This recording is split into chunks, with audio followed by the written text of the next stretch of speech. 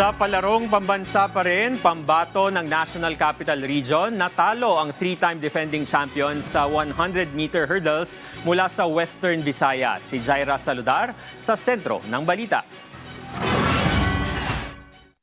Ipinamalas ni Maria Lynette Libranda ng National Capital Region o NCR ang matinding bilis at husay matapos masungkit ang gintong medalya sa 100-meter hurdles secondary girls sa palarong pambansa 2026 na ginanap sa Datulipos Makapandong Sports Complex, Prosperidad, Agusan del Sur. Tinalo ni Libranda ang three-time defending champion na si Angel Villagracia ng Western Visayas sa oras na 14.04 second, habang nakuha ni Angelica Bilandras ng Western Visayas ang silver medal at ang bronze medal ay napunta naman sa dating kampiyon na si Villagracia sa oras na 14.57 seconds.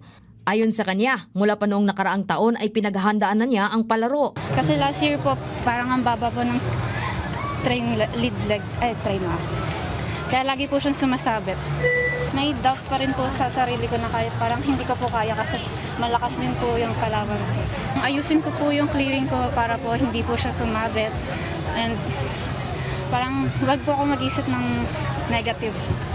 Hindi naman inasahan ng pambato ng Region 10 na si Charles James Villapania na kanyang matatalo ang kanyang idolo na si Ivan Cabanda ng National Capital Region sa 110-meter hurdle secondary boys sa palarong pambansa 2026. Nasungkit ni Villapania ang gintong medalya matapos magtala ng oras na 13.51 segundo.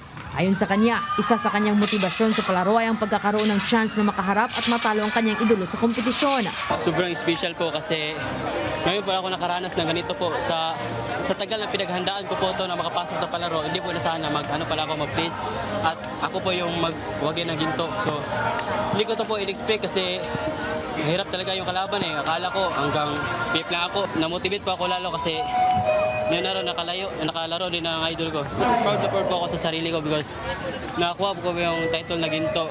Hindi ko inasahan. Dala niya sa kanyang laro ang inspirasyon upang masungkit ang gintong medalya at kung makakalaro pa siya sa susunod na palaro, mas pagbutihin pa niya ang kanyang performance upang mapanatili ang kanyang titulo. Mga coaches ko, teammates sa Region 10, sa mga pamilya, siyempre kay God po kasi siya nabigay ng lakas at motivation ko po sa lahat ng mga ginagawa ko sa training, lahat ng pagod na wala rin kasi naginto. Ako na po na yung ginto.